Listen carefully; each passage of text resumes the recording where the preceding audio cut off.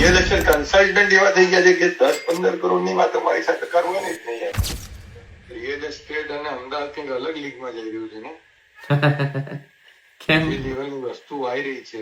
આજે હું વાળા જોડે બેઠો હતો, કદાચ તમે ઓળખતા હો. અમિત એવી વાતો કરતા હતા ને કે આમ સારું અલગ લેવલે અમદાવાદ જઈ રહ્યું છે. 100% ગ્રોથ થઈ રહ્યો કે ના થઈ રહ્યો, અમદાવાદ અલગ લેવલમાં ગ્રોથ થઈ રહ્યો.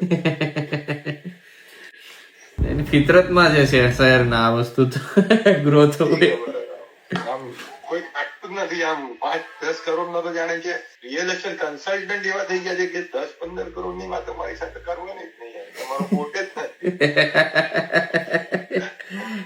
એટલે એવો ઇન્ટેન્સ તો ના હોય, બટ અત્યારે માર્કેટ જે રીતે ગ્રો થાય છે ને સેટ, હવે સમજી લો કે હવે આમાં કેવું છે, આજથી 5-7 વર્ષ પહેલા ડાઉન ધ લાઈન હું જયારે કોઈને 18-20 હજાર રૂપિયા ગ્રાઉન્ડ ફ્લોર સિંધુ ભવન કહેતો તો ત્યારે લોકોને આવું જ મગજમાં આવતું હતું, યાર એટલા તો ભાવ હોતા હશે અમિતભાઈ. હવે આજે તમે વિચારો તો 30-35 હજાર સેજે થઈ ગયા છે.